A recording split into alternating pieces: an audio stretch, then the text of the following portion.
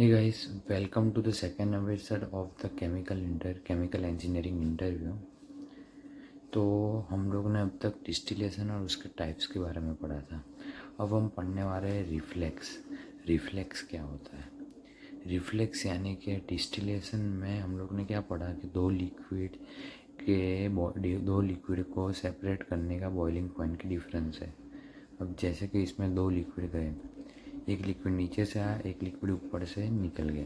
अब जो liquid vaporise होके निकला का, उसमें से हम लोग जो लिक्विड वापस से हम लोग डिस्टिलेशन कॉलम में डालते हैं उसको रिफ्लक्स कहते हैं।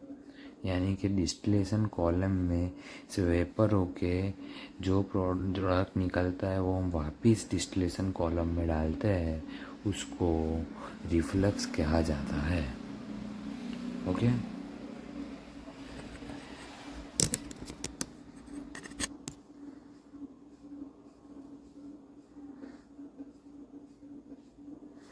अब हम लोग ने आगे देखा कि रिफ्लक्स किसे कहते हैं।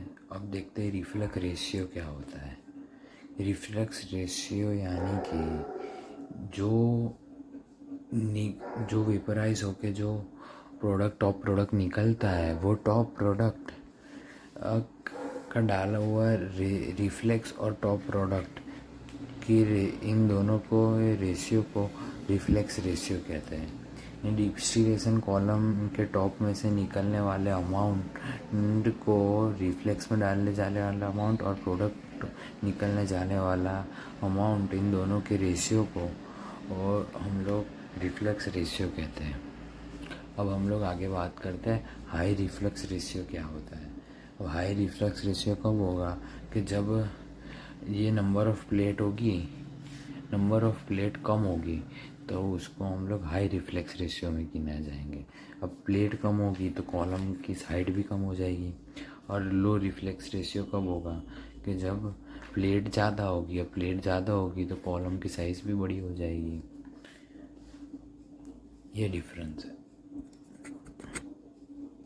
अब हम लोग आगे पढ़ते हैं वेपराइजेशन। वेपराइजेशन हम लोग किसे कहते हैं? वेपराइजेशन यानी कि कोई भी लिक्विड को उसके बॉइलिंग पॉइंट तक हीट किया जाता है, तब जो वेपर कन्वर्ट होने लगता है उसको वेपराइजेशन कहते हैं। यानी कि हम लोग ने वाटर लिया, इसमें पानी है, उसको हम लोग हीट दे रहे हैं और जब ये वाटर है 100 सेल्सियस पे बॉइलिंग पॉइंट पे, जब वो हीट होने लगे, वेपर कन्वर्ट होती है, उसको हम लोग वेपराइजेशन कहते हैं। और इवापोरेशन क्या होता है?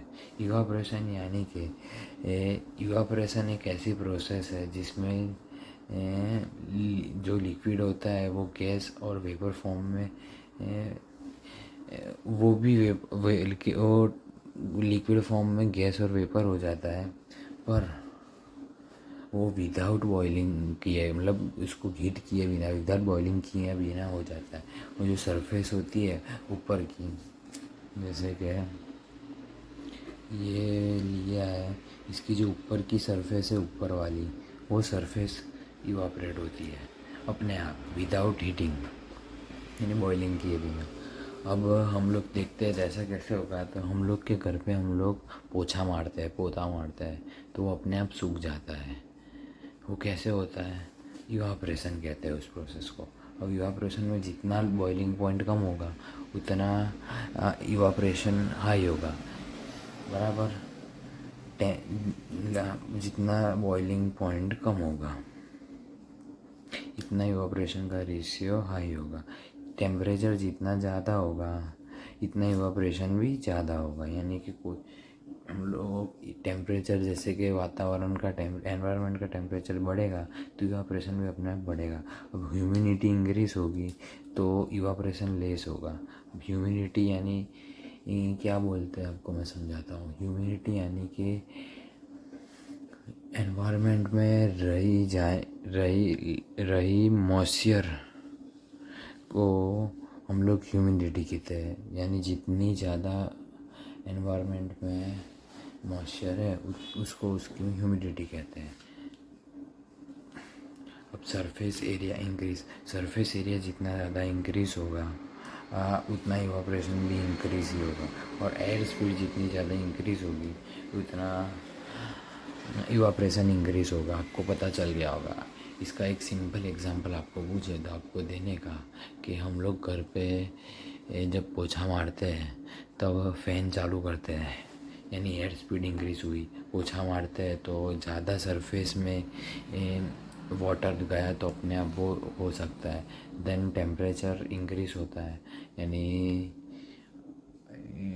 जब उनाड़ा होता है तब अपने आप होने लगता है बॉइलिंग पॉइंट ऊपर का भी सेम। यानी इन दिनों में डिफरेंस क्या हुआ है, वेपराइजेशन हुई है। वेपराइजेशन में वेपराइजेशन को हम लोग उसके बॉइलिंग पॉइंट तक हीट करते हैं जिससे वो वेपर फॉर्म में कन्वर्ट होती है, उसको वेपराइजेशन कहते हैं। और इवापोरेशन में जो लिक्विड होता है वो वाटर, वो लिक्विड होता है वो गैस और वेपर में कन्वर्ट होता है विदाउट बॉइलिंग किए, उसको इवापोरेशन कहते हैं।